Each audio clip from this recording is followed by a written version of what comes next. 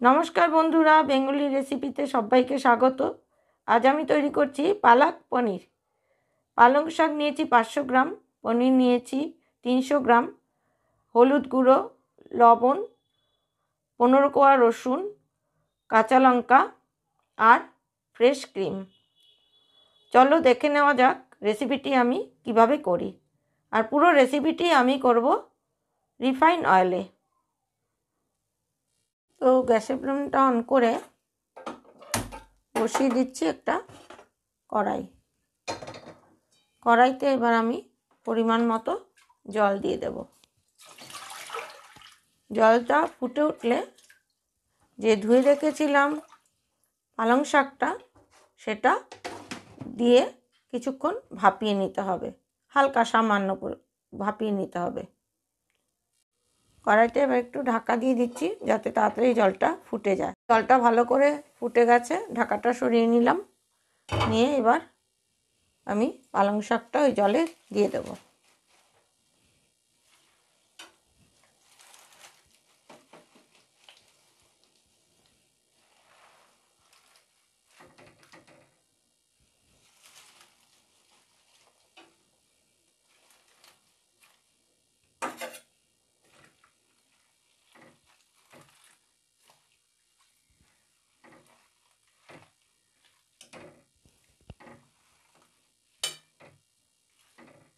দিয়ে এবার আমি চাপা ঢাকা দিয়ে দেব, আবার একটু ঢাকা দিয়ে রাখবো।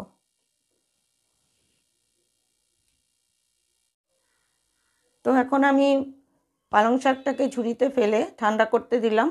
অপরদিকে গ্যাসের ফ্লেমটা অন করে আমি ফ্রাইং প্যানে তেল দিয়ে বসিয়ে দিয়েছি, কারণ আমি পনিরটাকে একটু হালকা ভেজে নেব। পনিরটা একটু আমি হালকা ভেজে নিই, কিন্তু তোমরা চাইলে কাঁচা পনিরও দিতে পারো, তাতে কোনো অসুবিধা হয় না।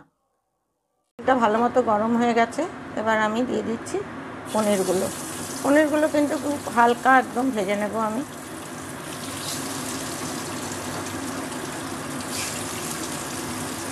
একদম লো ফ্লেমে হালকা নাড়াচাড়া করে একটু ভেজে নেব, একদম হালকা।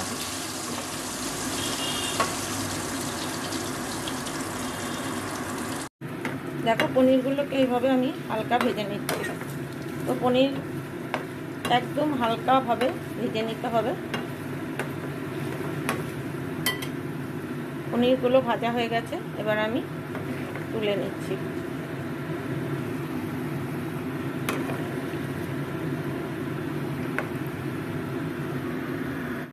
এবার আমি মিক্সিং জারের মধ্যে নিয়ে নিয়েছি পালং শাকটা, ঠান্ডা হয়ে গেছে। পালং শাকটা নিয়ে নিয়েছি কাঁচা লঙ্কা আর ওই রেখেছিলাম যে রসুনটা, ওই রসুন নিয়ে একটা ভালো করে মিহি পেস্ট তৈরি করব। কড়াতে দিয়ে দিয়েছি বেশ কিছুটা পরিমাণে রিফাইন অয়েল। রিফাইন অয়েলটা গরম হয়ে গেছে, এবার আমি দিয়ে দেব এই আগে থেকে পেস্ট করে রেখেছিলাম যে পালং শাক, রসুন এবং কাঁচা লঙ্কা, ওই পেস্টটা আমি ওই তেলে দিয়ে দিচ্ছি।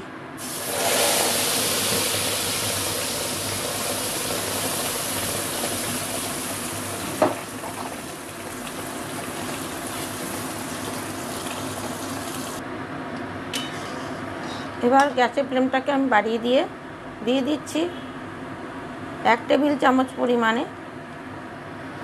লবণ এবং হাফ টেবিল চামচ পরিমাণে দিয়ে দিচ্ছি হলুদ।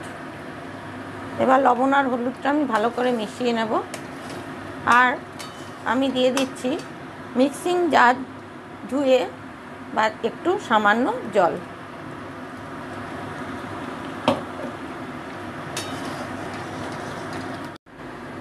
নেড়ে চেড়ে দিয়ে দিচ্ছি সামান্য পরিমাণে চিনিটা দিয়ে একটু ভালো করে নেড়ে চেড়ে দিয়ে দেব ভেজে রাখা পনিরগুলো।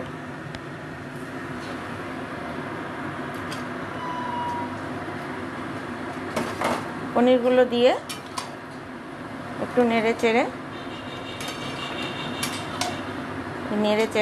একটু সিমে একদম লোতে একটু নেড়ে স্ট্যান্ডিং টাইমে রেখে দেব। হয়ে যাবে আমাদের পালক পনির। ফ্রেশ ক্রিম ছড়িয়ে দেব।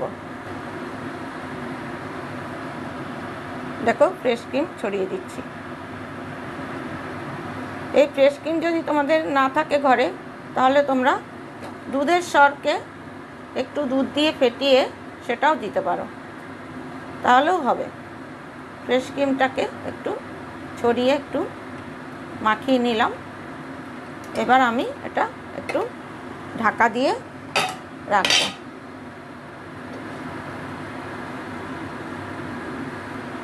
তো হয়ে গেছে আমাদের পালক পনির।